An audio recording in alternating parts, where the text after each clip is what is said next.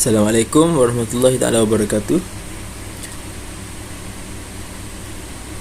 Kumpulan kami terdiri daripada saya sendiri, iaitu Muhammad Akif bin Ahmad Rizwan, Izzah dan Hakimi. Kami akan membentangkan tentang kaedah yang kami gunakan dalam penghasilan RPH sejarah. Kaedah yang kami gunakan adalah kaedah pengajaran sejarah, iaitu kaedah simulasi. Antara isi kandungan slide kami pada kali ini, yang pertama, konsep kaedah simulasi. Yang kedua, prosedur perlaksanaan. Dan yang ketiga adalah contoh rancangan pengajaran harian, iaitu RPH. Baiklah, yang pertama adalah konsep simulasi. Apakah itu simulasi? Konsep simulasi berasal dari kata simulate, yang berarti berpura-pura atau berbuat seakan-akan. Dalam kaedah pengajaran, simulasi bermaksud cara persediaan pengalaman belajar dengan menggunakan situasi tiruan untuk memahami tentang sesuatu konsep, prinsip atau keterampilan sesuatu perkara ataupun sesuatu topik. Menurut seorang tokoh yang bernama Dr. Ali Mahmud, beliau mendefinisikan simulasi ini adalah sebagai satu teknik melakonkan sesuatu situasi berdasarkan peranan yang ditentukan bagi menggambarkan peristiwa dalam sesebuah karya ataupun peristiwa sejarah yang dipilih. Jadi, jelaslah bahawa simulasi ini merupakan aktiviti yang dipindahkan dari alam nyata ke dalam bilik darjah. Simulasi mempunyai elemen-elemen dunia sebenar dan dapat dibentuk serta dipersembahkan ke dalam bilik darjah.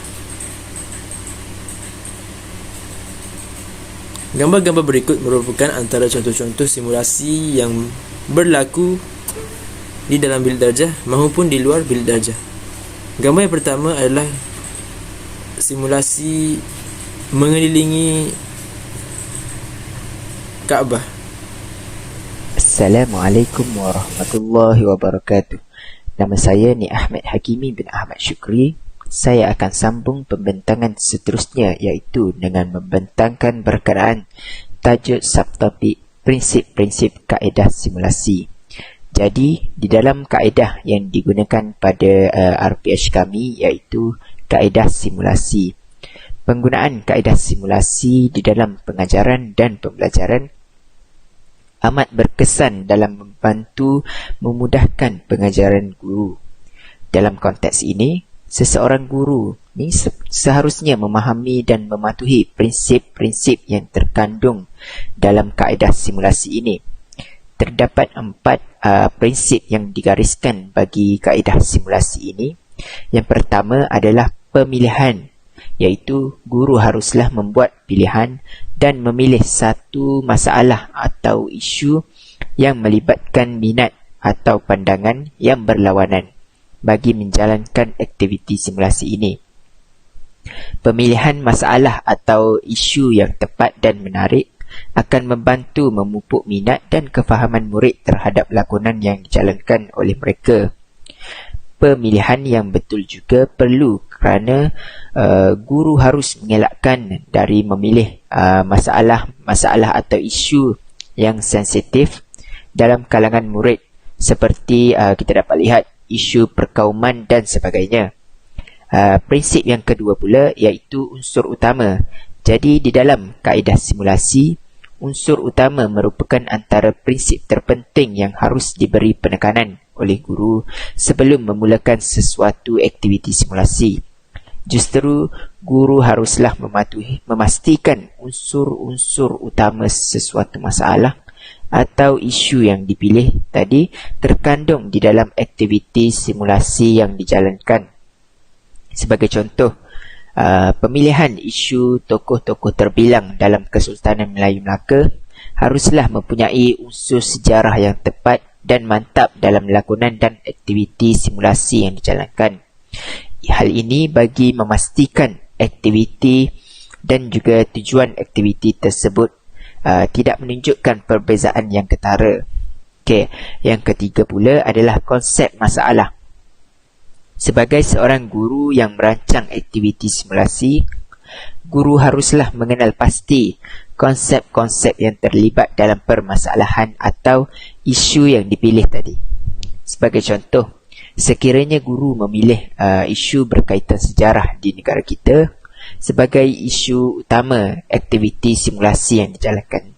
Jadi, guru harus memahami konsep-konsep yang terdapat dalam isu sejarah negara kita tersebut seperti kronologi dan peristiwa penting yang tersirat dan tersurat dalam peristiwa tersebut bagi menjayakan sesuatu aktiviti simulasi tadi. Okey, prinsip yang terakhir iaitu prinsip keempat adalah langkah-langkah. Sebagai perancang utama aktiviti simulasi, guru perlu menentukan langkah-langkah yang sewajarnya diambil sebelum, semasa dan selepas sesuatu aktiviti simulasi dijalankan. Langkah-langkah ini termasuklah bagaimana tingkah laku murid, peranan dan watak yang dimainkan oleh mereka, peraturan yang harus dituruti dan dipatuhi serta peraturan yang akan mempengaruhi tindakan murid tersebut. Jadi, murid yang mengambil bahagian dalam aktiviti simulasi akan memainkan peranan individu atau pihak yang terlibat mengikut peraturan atau prosedur yang telah ditetapkan oleh guru. Sebagai contohnya, dalam satu simulasi berkaitan dengan kerja-kerja petani di kebun sayur musnah dilanda banjir. Jadi, bagaimana pekerja kebun sayur akan menggunakan peralatan mereka semasa bekerja? Justeru, simulasi yang berjaya harus mempunyai perbincangan dan penyoalan bersama-sama. Seterusnya, kita bergerak pula kepada prosedur pelaksanaan bagi kaedah simulasi. Terdapat 6 prosedur yang digariskan bagi kaedah simulasi ini. Yang pertama adalah merancang situasi. Kedua, penerangan ringkas. Ketiga, pemilihan yang betul. Keempat, skrip. Kelima, penonton. Dan yang terakhir, iaitu yang keenam, adalah rumusan. Jadi kita pergi kepada prosedur yang pertama, iaitu merancang situasi. Guru haruslah merancang situasi yang bermasalah dan mewujudkan situasi tersebut sama ada secara bertulis atau secara lisan di dalam bilik darjah mereka. Jadi, penggunaan kaedah ini haruslah mematuhi prosedur ini, iaitu guru harus merancang satu atau lebih situasi yang dapat diterjemahkan di dalam aktiviti di dalam bilik darjah. Prosedur yang kedua pula iaitu penerangan ringkas. Jadi, sebelum memulakan sesuatu aktiviti simulasi, guru haruslah memberikan penerangan secara ringkas mengenai masalah, peranan dan watak-watak serta tempoh masa sesuatu sesi simulasi tersebut dijalankan. Hal ini kerana murid-murid harus memahami dan diberi pendedahan yang sepatutnya berkenaan perjalanan sesuatu aktiviti simulasi tersebut, terutamanya bagi murid sekolah rendah. Prosedur yang ketiga pula adalah pemilihan yang betul. Jadi, di dalam prosedur kaedah simulasi ini menekankan kepada pemilihan yang betul, iaitu guru perlu memilih murid-murid yang telah mahir atau mempunyai bakat tertentu serta murid-murid yang dipilih ini memahami peraturan sebagai seorang pelakon. Hal ini kerana apabila pemilihan dilakukan dengan tepat, ia akan dapat membantu memudahkan dan melancarkan aktiviti simulasi yang dijalankan. Seterusnya adalah skrip, iaitu prosedur yang keempat. Okey, sesuatu aktiviti simulasi kebanyakannya memerlukan skrip lakonan, terutamanya apabila ianya melibatkan sosiodrama. Justru, guru haruslah menyediakan skrip dan mengedarkannya kepada para pelakon dan pemegang watak sebelum sesi simulasi dimulakan. Jika sesuatu aktiviti lakonan atau simulasi memerlukan alatan, guru juga hendaklah menyediakan alatan yang mencukupi. Sebagai contohnya, seperti topeng muka dan juga maskot. Okey, ini juga bagi melancarkan proses lakonan tersebut. Prosedur yang kelima pula adalah penonton. Semasa sesi simulasi dijalankan, murid-murid yang lain haruslah menjadi penonton yang baik, iaitu dengan menumpukan perhatian terhadap aktiviti yang dijalankan oleh rakan-rakan mereka. Akhirnya, prosedur yang keenam adalah rumusan. Apabila sesuatu sesi simulasi selesai dijalankan, guru hendaklah meminta murid memberikan pandangan mereka mengenai cara penyelesaian masalah seperti yang ditunjukkan dalam lakonan. Perbincangan akan dilakukan dan suatu rumusan haruslah diberikan oleh guru hasil daripada dapatan perbincangan bersama-sama murid. Bismillahirrahmanirrahim. Assalamualaikum warahmatullahi wabarakatuh. Okey, nama saya Nur Izzah Fakiyah binti Muhammad Azwi dari unit Sejarah 2. Okey, dalam video kali ini saya dan ahli grup akan membentangkan mengenai sedikit kaedah yang terdapat dalam RPH kami. Okey, baiklah, saya akan menerangkan sedikit yang apa yang terdapat dalam RPH kami, dan saya akan menjelaskan dari segi kelebihan kaedah tersebut, kemudian cara pelaksanaan kaedah tersebut. Okay. Dalam RPH kami ni terdapat dua kaedah, iaitu kaedah simulasi, kemudian iaitu kaedah gallery walk atau lebih dikenali sebagai rainbow walk lah. Okay, baiklah. Saya akan membentangkan terlebih dahulu mengenai kelebihan kaedah simulasi. Okay.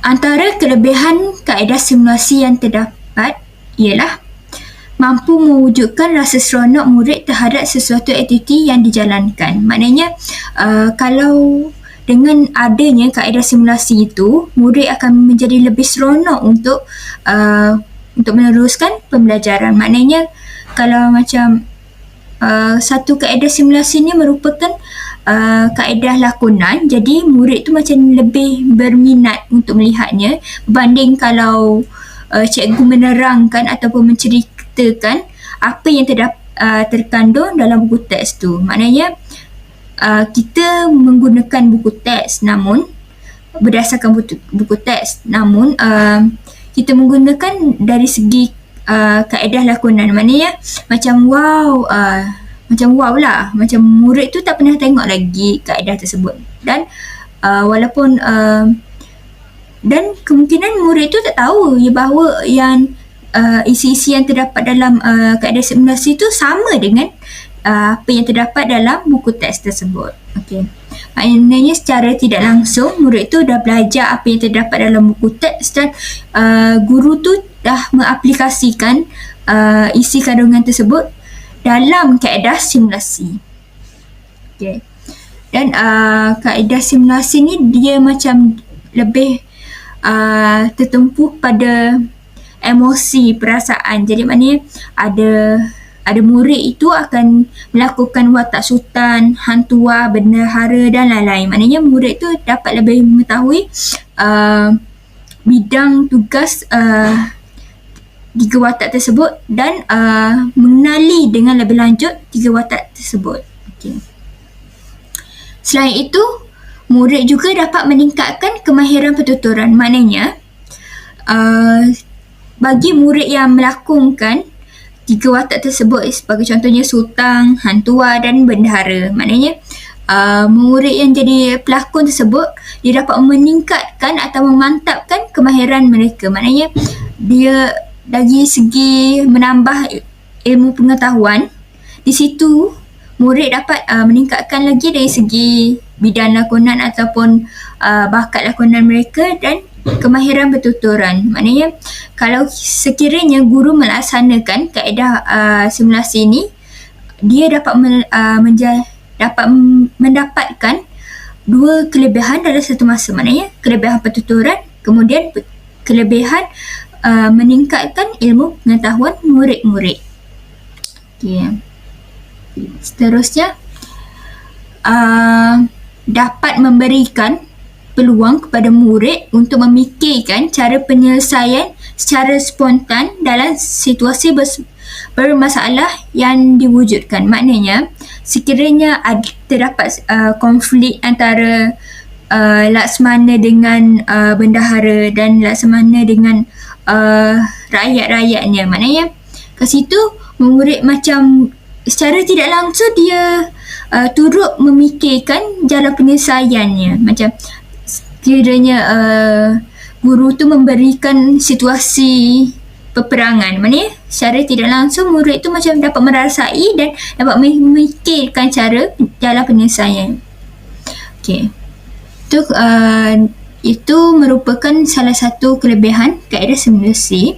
Kemudian kelebihan yang keempat adalah memberikan kesempatan kepada murid untuk menghayati nilai-nilai yang positif yang terdapat dalam kaedah simulasi tersebut. Maknanya cara dia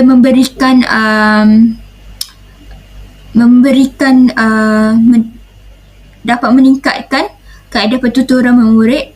Di samping itu, dia juga dapat meningkatkan penghayatan nilai-nilai positif yang terdapat dalam lakonan tersebut. Sebagai contohnya, kesetiaan Hang Tuah terhadap Sultan, dan di samping itu dapat menunjukkan ataupun murid dapat menghayati kebijaksanaan bendahara dalam menyelesaikan masalah yang dihadapi oleh negara tersebut ataupun dihadapi oleh kerajaan Melaka tersebut. Okay. Kemudian saya akan pergi kepada kelebihan kaedah Rainbow ataupun Gallery Walk. Yang pertama, murid dapat bekerjasama dengan baik dalam kumpulan dalam menyiapkan tugasan yang diberikan oleh guru. Maknanya Gallery Walk ni merupakan guru akan memberikan satu aktiviti ataupun satu tugasan kepada murid secara dalam kumpulan, sama ada dalam 3 orang atau 4 orang dalam satu grup, dan mereka akan cuba menyelesaikan masalah yang diberikan oleh guru tersebut. Kemudian secara tidak langsung murid tersebut bekerjasama dengan baik untuk menyiapkan tugasan yang diberikan oleh guru tersebut. Dan di situlah kita dapat melihat nilai positif ataupun nilai murni yang diterapkan dalam kaedah Gallery Walk ni. Maknanya di samping dapat menyelesaikan tugas yang diberikan oleh guru, di samping itu mereka macam dapat memupuk semangat kerjasama ataupun memupuk semangat ukhuwah di antara mereka. Selain itu, kaedah Gallery Walk ni juga dapat melatih murid untuk berkomunikasi dengan berkesan melalui proses soal jawab. Okay, maknanya selesai sahaja murid tu memberikan ataupun menyelesaikan masalah yang diberikan oleh guru tu, kemudian setiap ahli perlulah membentangkan dia punya tajuk di sekitar kelas lah, sama ada di hadapan kelas ke, di sisi kelas ke, ataupun di belakang kelas. So macam guru-guru tu akan bagi kumpulan, macam dari di stesen A ada hanya beberapa orang murid saja pergi kat stesen A, dan selebihnya kemungkinan akan pergi kepada stesen B ke stesen C dan lain-lain. Okay. Dan secara tidak langsung guru tu dapat melatih murid untuk berkomunikasi dengan berkesan melalui proses soal jawab melalui kumpulan yang kecil saja. Okay, maknanya kalau ada kemungkinan murid tu dia macam tak boleh nak berkomunikasi melalui kumpulan yang besar. Jadi melalui gallery walk ni mungkin dia dapat meningkatkan kemahiran komunikasinya melalui kumpulan yang kecil saja. Okay.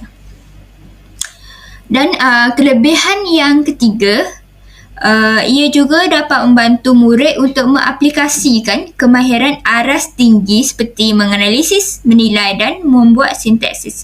Maknanya soalan yang diberikan oleh guru tu hendaklah kemahiran aras tinggi kerana dia soalan itu dilakukan secara dalam kumpulan. Okay.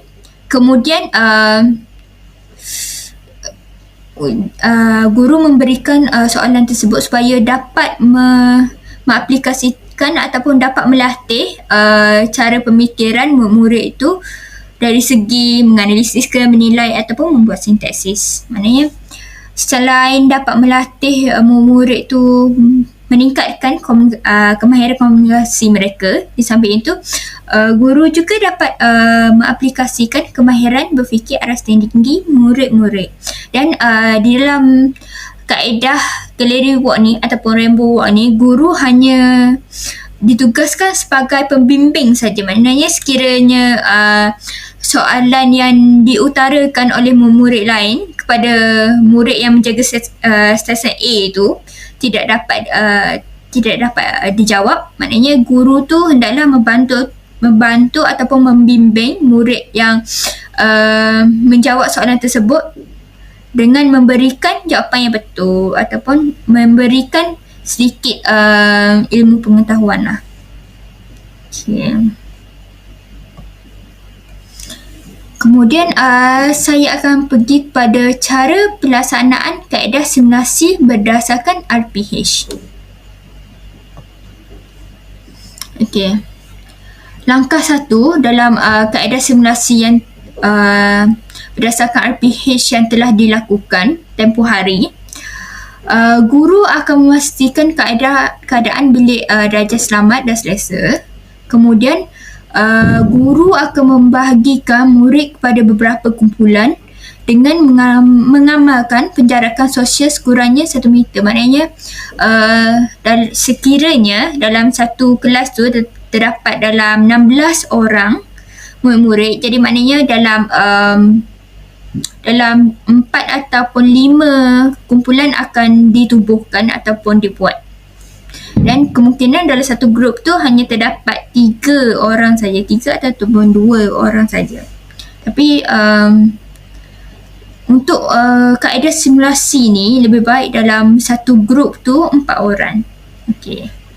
Tu lebih baik kerana kaedah simulasi ni dia macam lebih memerlukan ramai murid berbanding 2 orang murid saja untuk dalam satu grup. Okey, selepas sebaik saja guru membahagikan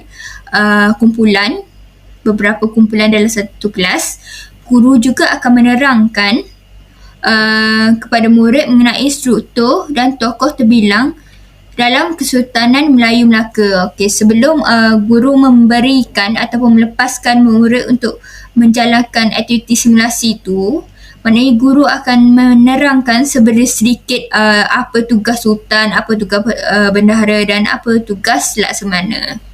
Maknanya supaya murid tu dapat ilmu pengetahuan ataupun dapat sedikit pengetahuan awal mengenai 3 watak tersebut sebelum mereka melakukan 3 watak tersebut. Maknanya kita hendaklah sebagai guru ni hendaklah memberikan sedikit penerangan mengenai topik tersebut sebelum melepaskan murid itu membuat aktiviti yang telah dirancang. Okey. Selepas itu guru akan membahagikan beberapa tokoh mengikut kumpulan yang telah ditetapkan dengan membuat undian menggunakan aplikasi Wheel of Name bagi mematuhi SOP yang telah ditetapkan. Okey. Maknanya dalam beberapa kumpulan yang telah dibuat tu, guru akan membuat undian. Maknanya okey, dalam grup A tu siapa yang akan jadi sultan, okey, grup B siapa yang akan jadi bendahara dan lain-lain. Maknanya dia macam secara spontan sesiapa sahaja yang dapat melakukan 3 watak tersebut. Okey.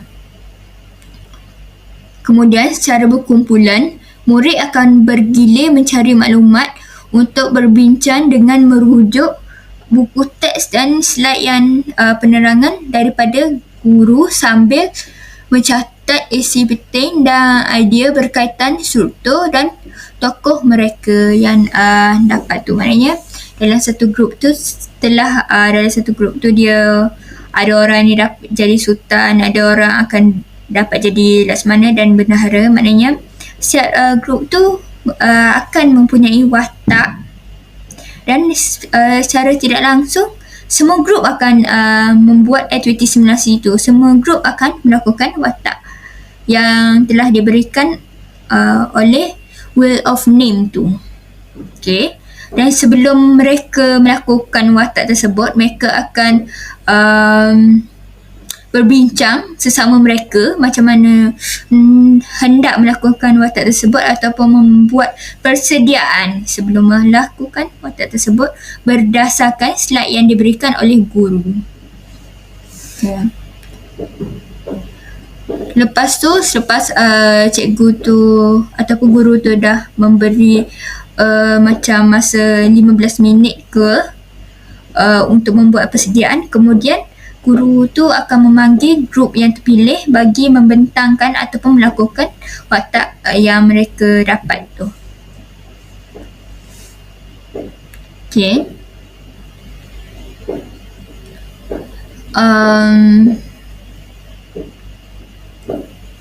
Murid akan kemudian sebelum tu guru akan memberikan contoh skrip lakonan pada 3 orang murid yang mewakili 3 tokoh, iaitu watak sultan, bendahara dan laksamana. Jadi maknanya skrip tu akan dibuat oleh guru dan murid tu macam tak perlu macam tak terpinga-pinga sangat lah kalau nak melakukan watak tersebut. Maknanya dah ada preparation, just murid tu baca apa yang terdapat dalam skrip tu, kemudian dan melakukan watak yang mereka dapat tu. Kemudian murid diberi masa untuk membuat persediaan dengan mengamalkan penjarakan 1 meter, sekurang-kurangnya 1 meter. Okay.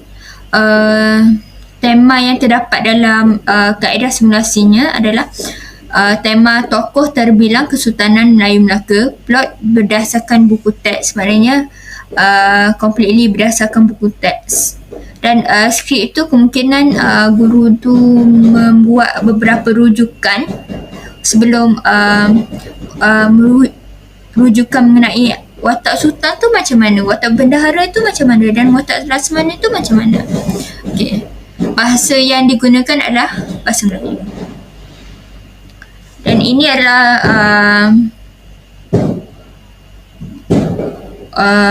peranan. Ini bahagian peranan.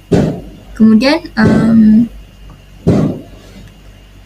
sebelum memulakan aktiviti, setiap murid akan diberikan pelindung muka dan sarung tangan yang telah disanitasi terlebih dahulu.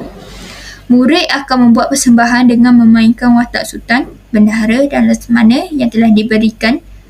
Langkah diulang dengan menggunakan kumpulan yang berlainan sehingga selesai. Maknanya mula-mula kumpulan nombor 1 dulu melakukan 3 watak tersebut, kumpulan B, kumpulan C dan lain-lain. Sehinggalah sampailah kumpulan yang terakhir.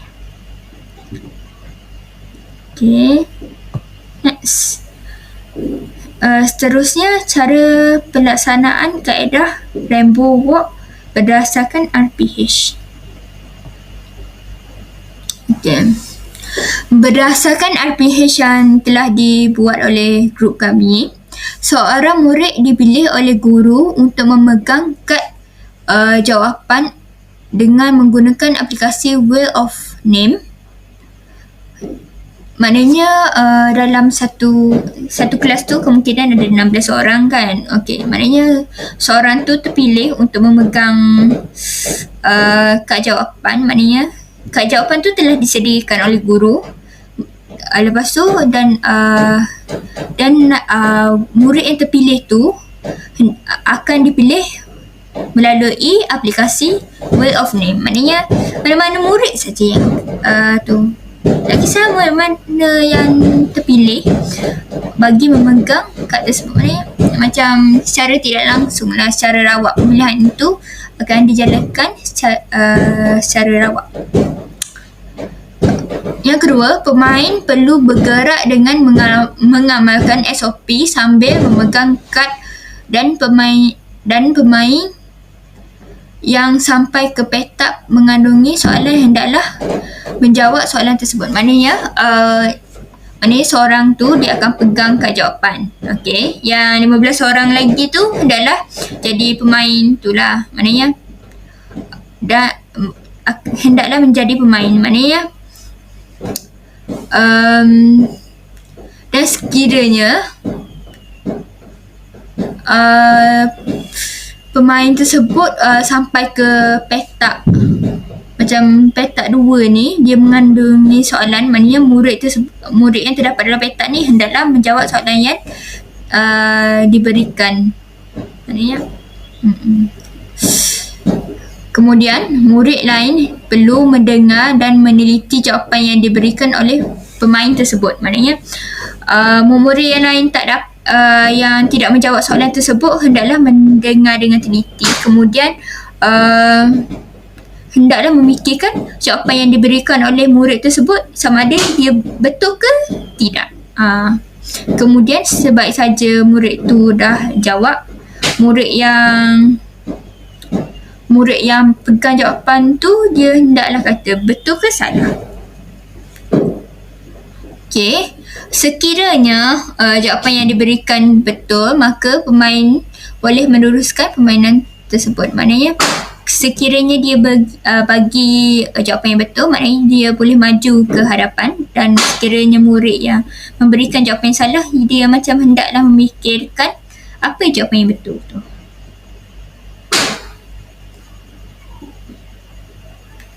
Dan selain itu, pemain yang memberikan jawapan yang salah, dia akan didenda mengikut arahan pada buku teks dan kekal di petak berkenaan. Setelah aktiviti selesai dilaksanakan, setiap murid harus mensanitasikan tangan mereka dan membersihkan kawasan aktiviti dilaksanakan bersama-sama bagi mencegah penyakit. Okey, maknanya aktiviti rainbow walk ni dia sepenuhnya berdasarkan buku teks. Soalan berdasarkan buku teks, namun bagi soalan-soalan ni dia macam terdapat stesen lah. Macam soalan nombor 2 ni stesen nombor 1, soalan nombor 4 ni stesen nombor 2. Macam tu. Maknanya murid yang main permainan tu dia akan bergerak secara rawat di dalam kelas saja. Okey. Sebab itu dinamakan rainbow walk. Sebab murid tu akan bergerak dan tidak hanya macam duduk saja di tempat masing-masing. Aktiviti ini dijalankan kerana untuk mendapatkan ataupun untuk mengukuhkan pemahaman murid tentang peranan setiap jawatan pembesar dalam Kesultanan Melayu Melaka. Okey. Dan BBM yang digunakan buku teks, kad jawapan tersebut, aplikasi Wheel of Hills, maknanya guru akan memaparkan slide ataupun wheels tersebut melalui projector LCD dan slide PowerPoint lah. Okay.